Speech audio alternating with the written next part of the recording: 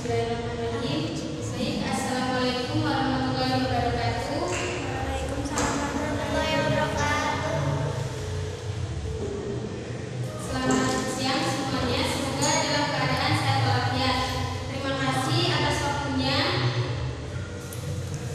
Jadi di sini saya akan memperkenalkan diri sedikit.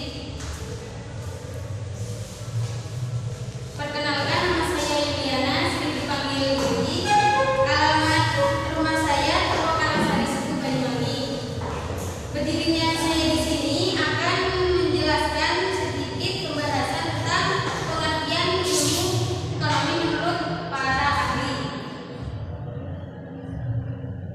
Sedangkan pokok pembahasan yang akan kita pelajari hari ini, yang pertama secara ekonomi, pengertian ilmu ekonomi, manfaat ilmu ekonomi, tujuan, pembagian, dan metode ilmu ekonomi.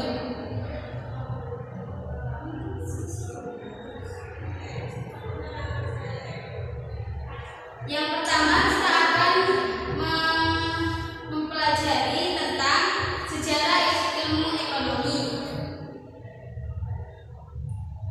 Jadi sejarah dari ilmu ekonomi di sini ada karena sering disebut sebagai yang pertama mengembangkan ilmu ekonomi pada abad 18, yaitu Bapak Adam Smith. Perkembangan sejarah pemikiran ekonomi kemudian berlanjut dengan menghasilkan tokoh-tokoh seperti Alfred dan lain sebagainya. Yang kedua,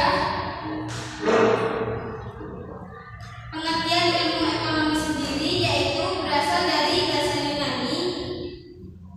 Ekonomi asal katanya yaitu dari aikos dan nomos. Sedangkan aikos di sini sebagai rumah tangga, sedangkan nomos berarti aturan atau manajemen. Jadi ilmu ekonomi berasal dari bahasa Yunani diterjemahkan sebagai aturan rumah tangga atau manajemen rumah tangga. Seiring perkembangan zaman dan proses perubahan yang terjadi, pandangan lama ekonomi pun berubah. Pemahaman ilmu ekonomi berubah sejak kehadiran dari Bapak ilmu ekonomi yaitu Bapak Adam Smith.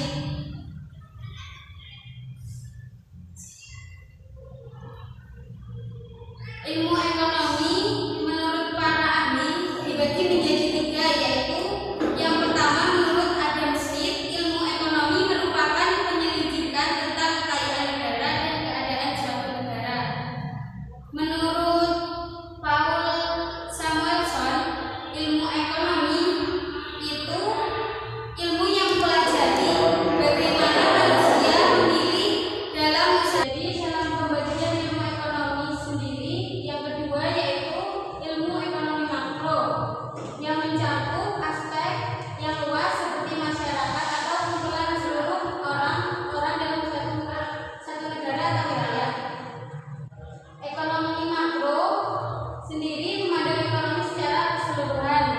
Jadi perbedaannya itu ekonomi mikro itu lebih ke individu, sedangkan ekonomi makro lebih menyeluruh. Dalam ruang lingkup ekonomi itu dibagi menjadi 8. Yang pertama ekonomi publik, yang kedua ekonomi internasional, yang ketiga ekonomi regional dan perkotaan, 4 ekonomi perdagangan, ekonomi vertikal, ke-6 ekonomi industri, ke-7 ekonomi ketenagakerjaan, ke-8 sejarah pemikiran ekonomi.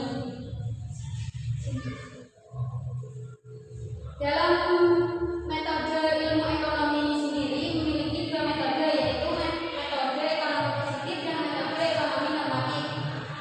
Ekonomi yang positif yaitu berupaya memandang perilaku itu secara sesuai mindset kita, secara positif. Sedangkan metode ekonomi normatif itu lebih terlihat dari perilaku ekonomi dan menanyakan apakah mereka baik atau buruk dan apakah mereka dapat diingatkan kembali. Dalam hal ini juga disebut sebagai metode ekonomi kebijakan. Pertanyaan ekonomi yang normatif ini